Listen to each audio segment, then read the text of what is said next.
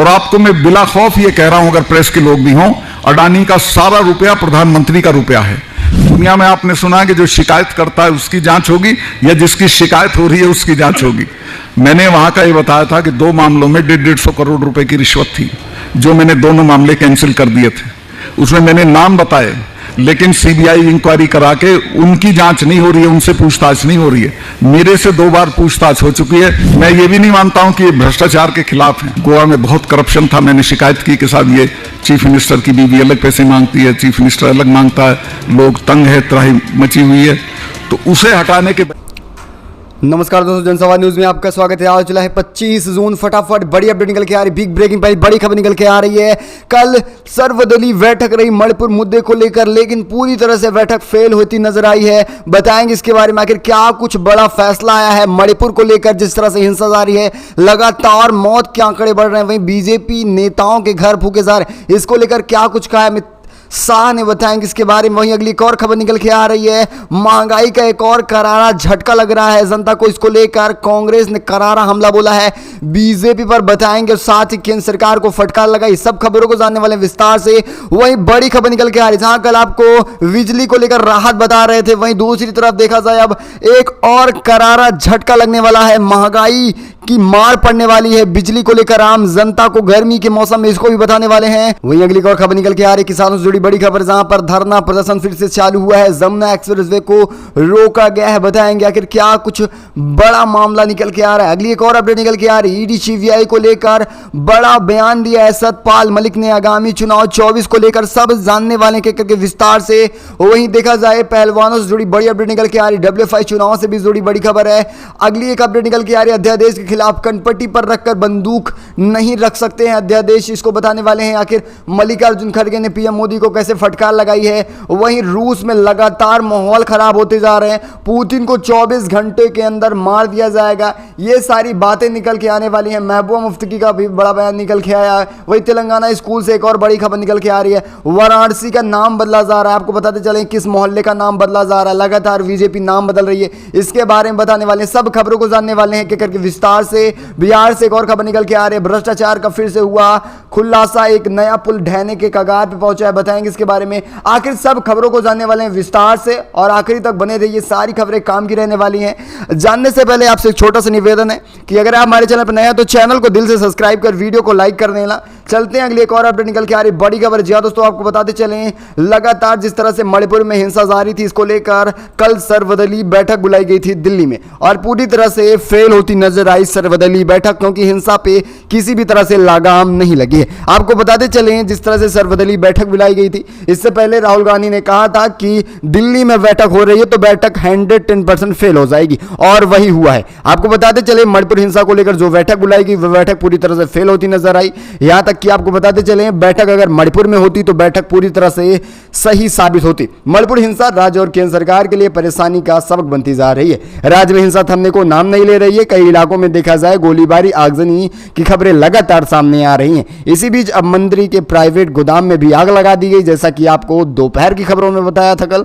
ऐसे देखा जाए दमकल की गाड़ियां लगातार आग पर काबू पाने के लिए जद्दोजहद कोशिश कर रही थी। मणिपुर में गंभीर हालात हो चुके हैं, लेकिन केंद्र की सरकार और अमित शाह के सारे पैतरे फेल होते नजर आ रहे हैं, क्योंकि ये कोई पैतरे आजमा नहीं रहे, सिर्फ दिखावा कर रहे हैं।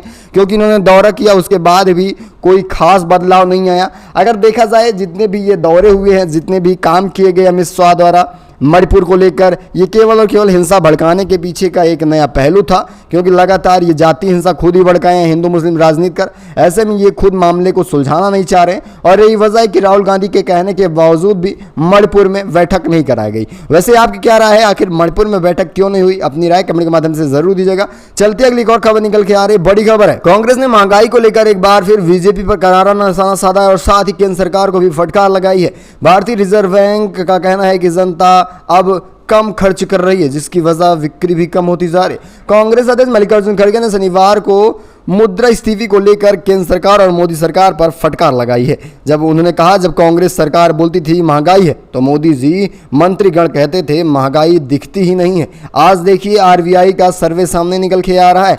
जब जनता बोलती है महंगाई है तो मोदी सरकार सप्लाई, मौसम, युद्ध सबका बहाना बनाती है। जहां दोस्तों आपको पहले बताया था कि ये आर्थिक मुद्दों के साथ बात नहीं करते हैं, ये सीधा विदेशों से बात करते हैं, बताते हैं चीन कांप रहा है, पाकिस्तान डर रहा है जब इनसे मुद्दों की बात की जाए, अगर नौकरी मांगी जाए, अगर महंगाई की बात की जाए, तो यही सारी बातें रखते थे। लेकिन आज वहीं आरबीआई खुद अपना डाटा दे रहा है। उन्होंने बताया कि महंगाई चरम सीमा पर पहुंच चुकी है और लोग जद्दोजहद कोशिश कर रहे हैं किसी तरह से सर्वाइव कर पाएं, केवल खाने पीने वाली चीज किसी तरह से ले पा रहे हैं। ऐसे में बुरा असर पड़ता जा रहा है जीडीपी पर। जी हाँ दोस्तों, अर्थव्यवस्था के लिए घातक बनता जा रहा है। जहां लगातार गोदी मीडिया अर्थव्यवस्था को बढ़ा रही है, लेकिन देखा जाए अर्थव्यवस्था जो सन 2014 में रही थी वही अर्थव्यवस्था आज भी है, लेकिन कुछ खास बदलाव नहीं हो रहा है। बदलाव सिर्फ एक जगह हो रहा है, सांप्रदायिक हिंसा में और मीडिया लगातार मोदी की बड़ाई में। वैसे आपकी क्या राय, अपनी राय कमेंट के माध्यम से जरूर दीजिएगा और अपने हालात आसपास देख ही रहे होंगे, अपनी राय जरूर बताइएगा। चलते अगले एक और काम की खबर निकल के आ रही है। अब लगातार बिजली का और कहर पड़ने वाला है। बिजली बिल में भारी बढ़ोतरी की जा रही है। जहां एक तरफ आपको राहत देने की बात बताई थी कल, वहीं दूसरी तरफ बड़ी खबर निकल के आ रही है। अगर रात में आप एसी कूलर चला रहे हैं और अगर सो रहे हैं तो भारी बिल आपको भरना पड़ सकता है। दरअसल भारत सरकार ने बिजली बिलों को लेकर एक नया ट्रैफिक प्लान तैयार कर रही है। इस योजना के तहत आपके दिन और रात के बिजली के लिए अलग अलग दखल देनी होगी। सरकार की नई योजना के तहत अप्रैल सन 2024 यानी इसी अप्रैल के माह से जुड़ने वाला है ये सारा कंडीशन। अगर आप गर्मी में बचने के लिए रात में एयर कंडीशनर यानी कि एसी चला रहे हैं तो आपको ज़्यादा बिल देना पड़ सकता है, वो भी 20% ज़्यादा देना पड़ेगा दिन के मुताबिक। यानी कि देखा जाए करारा झटका है, महंगाई की मार चारों तरफ से मारी जा रही है। ये आपकी क्या राय है बिजली को लेकर? जिस तरह से गर्मियाँ तूल पकड़ी हुई हैं, गर्मी और लगातार हीट स्ट्रोक भी बढ़ता जा रहा है, क्या आदमी गर्मी में सोने वाला है? बिजली की मार पड़ने वाली है? अपनी राय जरूर बताइएगा। चलते अगली एक और खबर निकल के आ रही है। एक बार फिर धरना प्रदर्शन चालू हो चुका है। दिल्ली में बड़ी खबर निकल के आ रही है।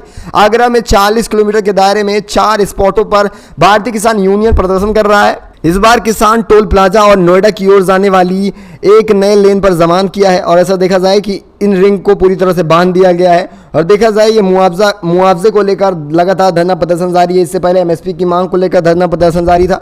वहीं दिल्ली में देखा जाए पहलवानों को मुद्दों को लेकर भी धरना प्रदर्शन जारी था। आखिर ये मुआवजा क्यों नहीं दिया जा रहा है इन सरकारी और प्राइवेट कंपनियों द्वारा? देखा जाए तो ये एक मुद्दे की बात है क्योंकि किसान लगातार अपनी ज़मीनें देकर फंस चुके हैं ऐसा लग रहा है, और यहाँ तक कि ना तो कंपनी पैसा देने चाह रही है और ना ही सरकार। इसको लेकर आपकी क्या राय है? जो मुआवजे की मांग कर रहे हैं लगातार सरकार से किसान, उसको लेकर अपनी राय कमेंट के माध्यम से जरूर बताएगा। अगली एक और खबर निकल के आ रही है। ईडी सीबीआई का शिकंजा लगातार विपक्षी पार्टियों पर कसा जा रहा था। अब विपक्षी एकता होने के बाद एक करारा हमला बोलने वाले हैं बीजेपी पर। साथ ही देखा जाए इसमें देखा जाए विपक्षी दल काफी ज्यादा सक्रिय नजर आ रहे हैं और इनका साथ देने के लिए सतपाल मलिक भी सामने आए हैं। उन्होंने कहा कि बीजेपी को सत्ता से उखाड़ फेंकेंगे और ईडी सीबीआई को करारा तमाचा लगने वाला है।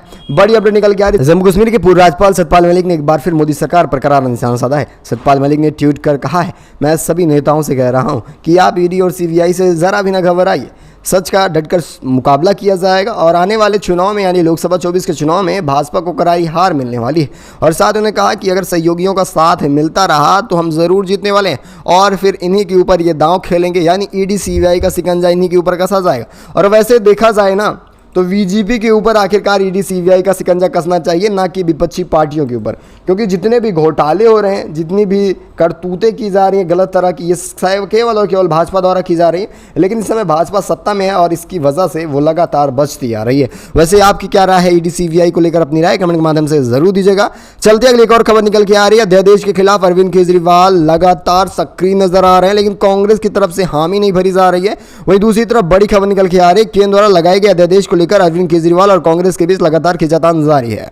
आपको बताया था विपक्षी एकता के बीच भी ये बात रखी गई थी। दरअसल विपक्षी दलों की बैठक के बाद अपने दो टूक बयान किए हैं अरविंद केजरीवाल ने, और जब कांग्रेस से अध्यादेश के खिलाफ वोटिंग करने का भरोसा नहीं दिया गया तब से लगातार ये गठबंधन के बीच मीटिंग में शामिल होने के बाद लगातार प्रेस कॉन्फ्रेंस से दूर रहे थे। और वहीं देखा जाए अब ये बात निकल के आ रही है कि कांग्रेस का कहना है कि कोई कनपटी पर बंदूक लगाकर हमें अपनी तरफ नहीं ले जा सकता है। और साथ ही उन्होंने एक बार फिर करारा हमला बोला है बीजेपी सरकार पे। उन्होंने कहा मुख्यमंत्री तौर पर किसी को काम करने नहीं दिया जा रहा है, खुद तो कोई काम कर नहीं रहे हैं। अगर कोई मुख्यमंत्री अपने राज्य में अच्छा व्यवस्था बना रहा है शिक्षा को लेकर या फिर मेडिकल को लेकर, उसे काम करने नहीं दिया जा रहा है। ये सारी बातें रखी हैं मल्लिकार्जुन खड़गे ने वहीं ये भी बात रखी कि आप कनपट्टी पर रखकर हमें अध्यादेश के खिलाफ नहीं ले जा सकते हैं। अरविंद केजरीवाल को इस बात से थोड़ा आघात हुआ होगा, लेकिन ऐसा कांग्रेस क्यों कर रही है ये एक सीखने वाला सबक है, क्योंकि पता है कांग्रेस को ये केवल और केवल उनको एक नुकसान पहुंचा सकता है और कुछ भी नहीं अगर वो अध्यादेश के खिलाफ जा रहे हैं तो। अपनी राय कमेंट के माध्यम से जरूर दीजिएगा। चलते हैं अगली एक और अपडेट निकल के आ रही है। महबूबा मुफ्ती का अभी बड़ा बयान निकल के आ रहा है। हिंदू मुस्लिम की राजनीति को लेकर बड़ी खबर है। बिहार के पटना में विपक्षी दलों की बैठक के बाद महबूबा मुफ्ती की एकता पर जोर देने की बात कही और साथ ही नीतीश कुमार का शुक्रिया अदा भी की। वहीं देखा जाए विपक्षी एकता होने के बाद लगातार विपक्ष के बीच एक नया तूल पकड़ता दिखाई दे रहा है। इस बार बैठक शिमला में होने वाली है, वो भी 10 और 12 जुलाई के बीच। वहीं पीएम मोदी पर निशाना साधते हुए महबूबा मुफ्ती ने कहा है जब पीएम मोदी बाहर चले जाते हैं तो गांधी जी की मूर्ति के सामने झुक जाते हैं, लेकिन जब यहाँ आते हैं तो वो हिंदू मुस्लिम करने लगते हैं। ये जो उनको बाहर इज्जत मिल रही है ये केवल और केवल उनकी मुल्क द्वारा दी गई इज्जत है और कुछ भी नहीं है। उन्होंने इसका मतलब समझिए, जब वो बाहर जाते हैं तो गांधी की तरह झुक जाते हैं, लेकिन जब भारत में रहते हैं, सोचिए जब वो बाहर जा रहे हैं तो गांधी की तरह व्यवहार कर रहे हैं, लेकिन भारत में वही हिटलर बने फिर रहे हैं। वैसे आपकी क्या राय है, क्या ये ढोंग जो पीट रहे हैं लगातार, बाहर गांधी बन रहे हैं, अपने ही देश में हिटलर बनकर शासन कर रहे हैं, ये कितना जायज़ है और आने वाले लोकसभा चुनाव में इसका क्या परिणाम दिखने वाला है, ये राय अपने कमेंट के माध्यम से जरूर दीजिएगा। वहीं अगली एक और खबर निकल के आ रही है। मध्य प्रदेश में आपको कल शाम बताया था कि 52 जिलों में धरना प्रदर्शन जारी है भ्रष्टाचार के खिलाफ, और भ्रष्टाचार के खिलाफ यह धरना प्रदर्शन लगातार तूल पकड़ता नजर आ रहा है। अगली तारीख तय कर ली गई है, एक बार फिर मध्य प्रदेश में धरना प्रदर्शन होने वाला है। और वहीं देखा जाए मध्य प्रदेश में इसी साल के अंत में विधानसभा का चुनाव होने वाला है। और वहीं देखा जाए सन 2018 से जिस तरह से शासन कर रही बीजेपी लगातार भ्रष्टाचार की सारी हदें पार कर दी हैं, वो चाहे महाकाल लोक मंदिर की बात रही हो या फिर देखा जाए सतपुड़ा भवन हो रहा हो या कोई भी ऐसी बातें रही हो जिसमें भ्रष्टाचार न किया गया हो, तो ऐसी नहीं रही थी। और इसी सब वजह से 24 जून को एक दिवसीय धरना प्रदर्शन किया गया, जिसमें जमकर प्रदर्शनकारियों ने मोदी और खासकर भाजपाइयों की पोल खोले हैं। अब ये फिर से धरना प्रदर्शन होने वाला है और इस बार पूरे मध्य प्रदेश में होने वाला है, न कि जिला स्तर पर। वैसे आपकी क्या राय है, क्या बीजेपी काफ़ी ज़्यादा भ्रष्ट हो चुकी है? और देखा जाए बीजेपी कर्नाटका से ज़्यादा एमपी में भ्रष्ट होती नजर आ रही है। इसको लेकर आपकी क्या राय है, अपनी राय कमेंट के माध्यम से जरूर दीजिएगा।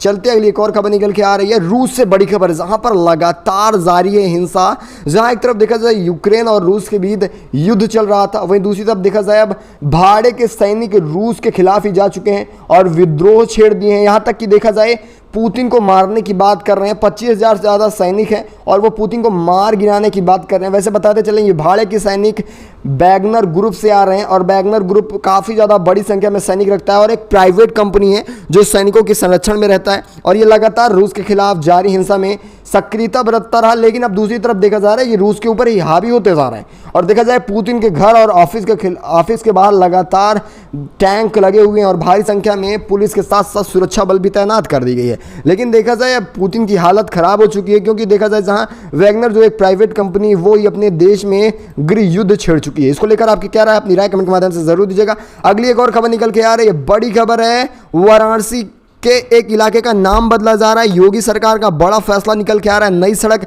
गिरजाघर मार्ग का नाम अब उस्ताद मिंसल्ला रखा जाएगा। बड़ी खबर निकल के आ रही है। फताम रोड सरदार पटेल और मकूल आलम रोड का नाम विहार गाय पद्मश्री रखा दिया गया है। बड़ी अपडेट निकल के आ रही है। जिस तरह से लगातार उत्तर प्रदेश में देखा जाए एक के बाद एक नाम बदला जा रहा है। काम को लेकर केवल चुप्पी साधे रहते हैं, लेकिन वही नाम बदलने की बात आए तो सबसे पहले रहते हैं।